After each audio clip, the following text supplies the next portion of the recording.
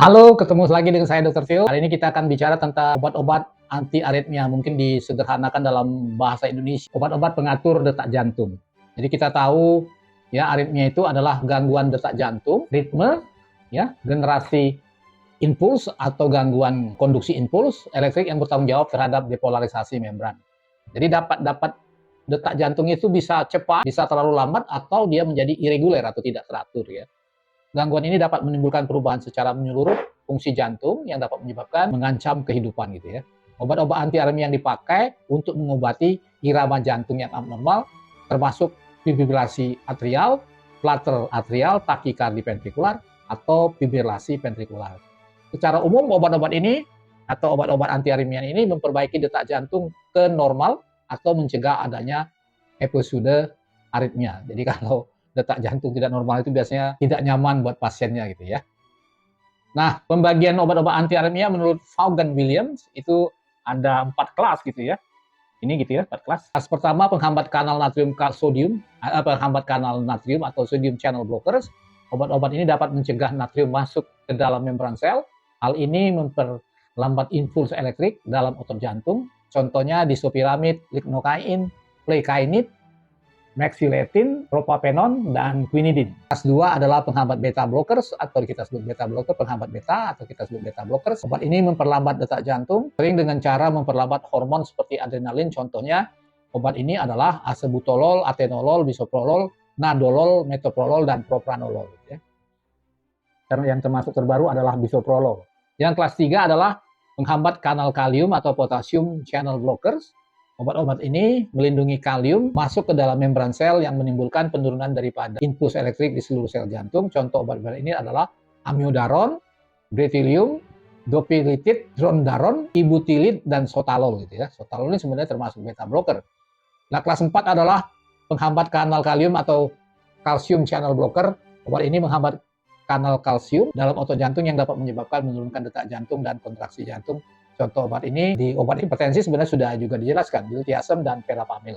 Tapi ini sebenarnya obat ini sudah jarang ditemukan gitu ya di pasaran ya, dan biasanya hanya dalam bentuk generik ya. Nah, yang pertama adalah kita ngomong kelas 1A, quinidex, cardoquin, synquin, duraquin.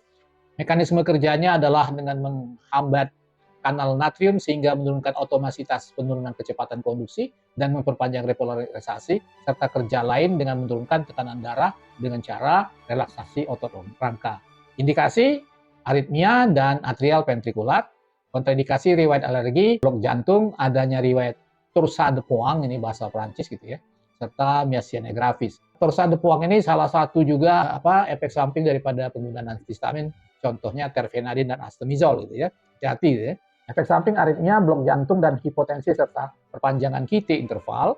Interaksi resiko aritmia ventrikular meningkat ataupun torsade de Pointes bila diberi bersama amiodaron, prokainamid, disopiramid, ataupun sotalol.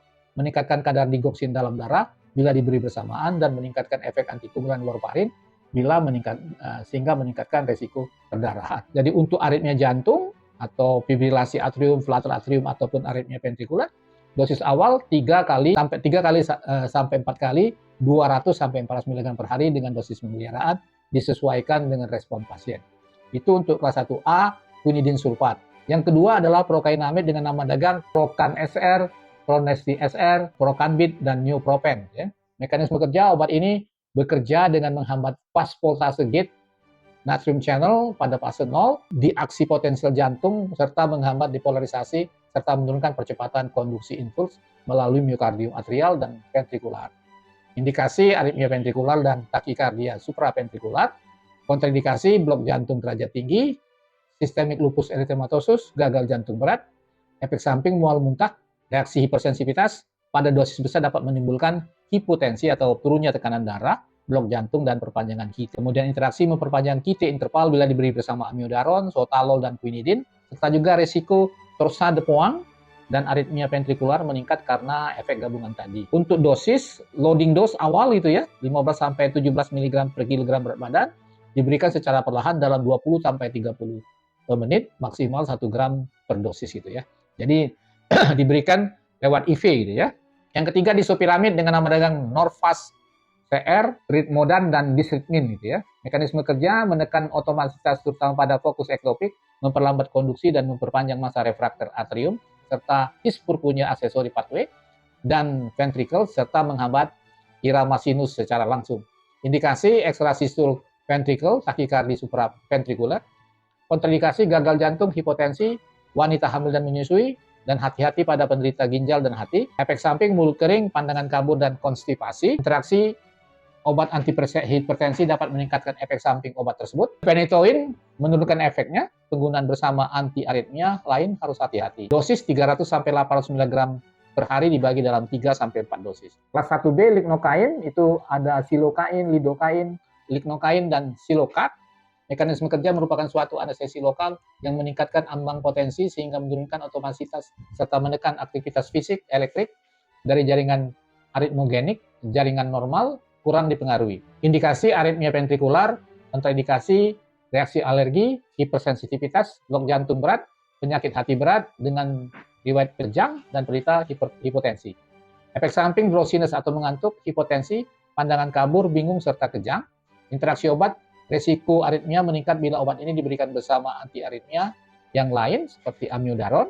Beta blockers menurunkan metabolisme obat ini di hati, tetapi phenytoin justru meningkatkan metabolisme obatnya. Dosis awal 1-1 mg per kilogram badan IV selama 2-3 menit, dilanjutkan infus pemeliharaan dosis 1-4 mg per menit secara IV gitu ya.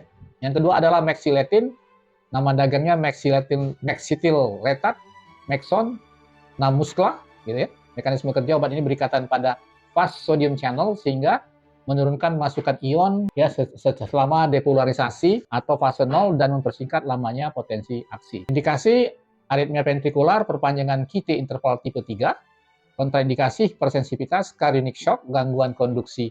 Efek samping paling sering adalah mual, dizziness, tremor, pandangan kabur, serta ataksia. Interaksi obat meningkatkan resiko aritmia bila diberi bersama anti-aritmia lain seperti amiodaron.